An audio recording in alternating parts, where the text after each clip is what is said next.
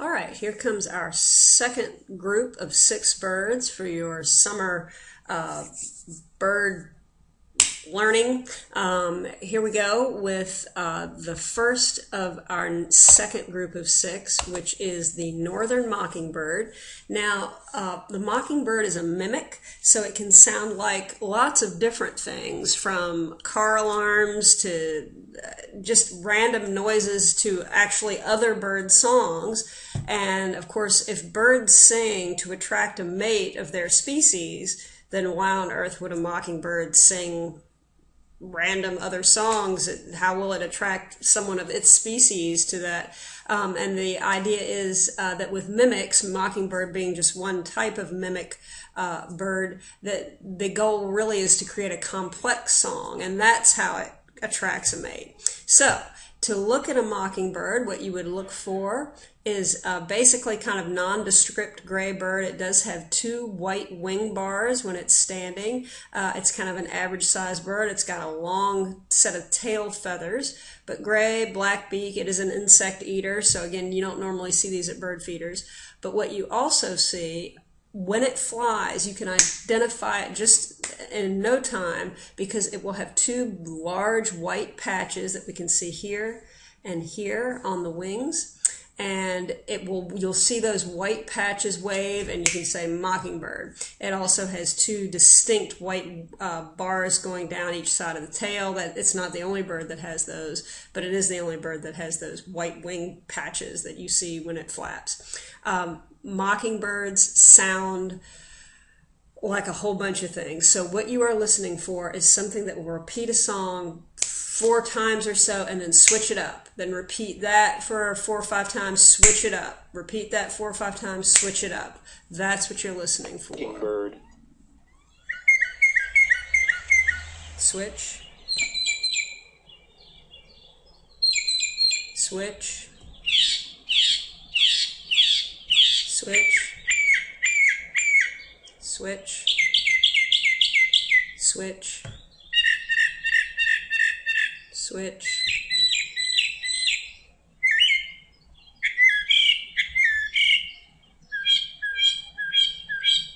And then this, it's a nasty little scolding call if it doesn't like something getting too close to its nest or whatever. So that's the mockingbird. You need to listen for a switch, for sound, sound, sound, sound, and then a switch, and then sound, sound, sound, sound. Next bird is a large bird, given the birds that typically show up at a bird feeder. It's blue jay. There's really nothing you could confuse it with. A blue bird really doesn't look anything like it. Blue, white, gray, and black are the colors, with blue, of course, being the main color. It can be kind of aggressive. People usually don't have a very good impression of blue jays, but they are very striking birds. They have the big crest when it is lifted on the top of the head. So blue jays generally don't make a very attractive call. It's more of just a screech or a scream. Blue jay.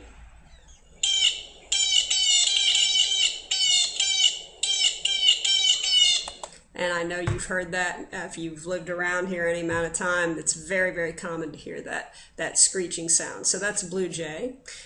Next on our list is a bird of prey, kind of out of sync here with some of these songbirds, but a bird of prey called a barred owl. Very common again around here. If you live in a really wooded neighborhood, you might have heard these. They have a very distinctive sound. They don't just say who like a typical great horned owl, the typical thing you'd think of with an owl. They have this sound. It's a distinct rhythm. Your sheet calls it "Who cooks for you? Who cooks for you all?" See if you can recognize that. Barred owl.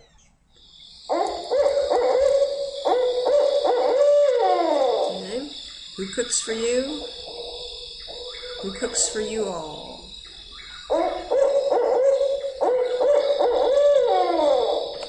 Okay, and it will make lots of other strange noises. If you have these in your neighborhood, you probably know it because at night they can be very, very distinctive. Of course, owls are night hunters, relying on sound more than sight to capture their prey, being as they're operating in the dark. All right, this little bird, we're going back into the songbirds now for a moment, is called a chipping sparrow. And this little guy is a little brown bird, not very, there's lots of sparrows and they all kind of look like this, brown, streaky, but what is distinctive about this guy is his little orangey brown cap on the top. Otherwise, he's pretty nondescript. All right, here's the sound that the chipping sparrow makes. It's very common around here as well.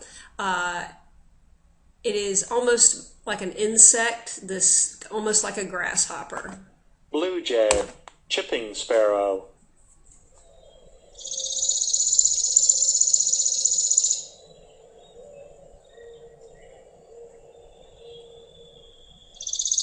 Okay.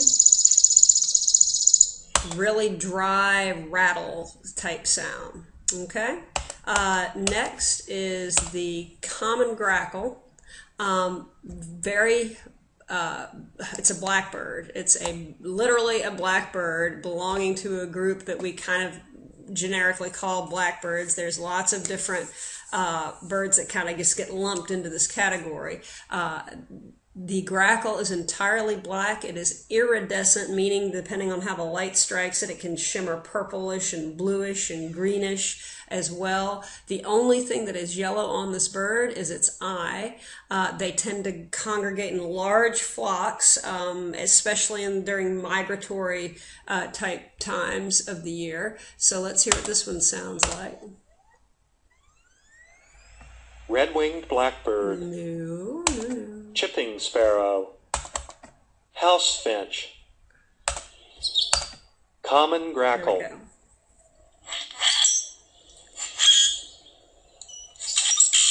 Okay, a very non-musical bunch of squawks and rattles and squeaks is typical of blackbirds, in particular this grackle. So it's house finch.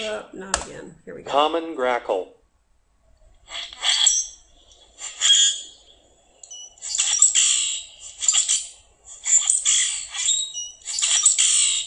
Okay, buzzes and things like that. That is very characteristic of what a grackle sounds like. If there's a whole lot of them, it sounds really pretty crazy, just a cacophony of noise. Also, our last bird in this group is the European starling. This is an invasive species, meaning it was brought here, obviously, from Europe and released here. It doesn't belong here, but it has done very well. It doesn't have very many natural predators, it will outcompete our native birds like bluebirds for nesting cavities in trees and things like that. This is also a black bird. It gives the overall impression of being black, but you can see it can be quite heavily speckled with other kinds of markings on it. Its beak is yellow, whereas the beak on the grackle was completely black. Its eye is dark. It also has these pink feet. It does very well associated with human dwellings and businesses and things like that. You will often find it in a strip mall or whatever, at a McDonald's parking lot, happily munching on trash left behind. That's why it does so well, because it can live around us very easily. It's not timid, and so on. They are colonial. They like to live in large groups. We have them at the football stadium up nesting in the lights very often. And when they are in these groups, they tend to chat. The noises they make are very much like chattering monkeys, is what this sounds like. So let me play that for you. European starling.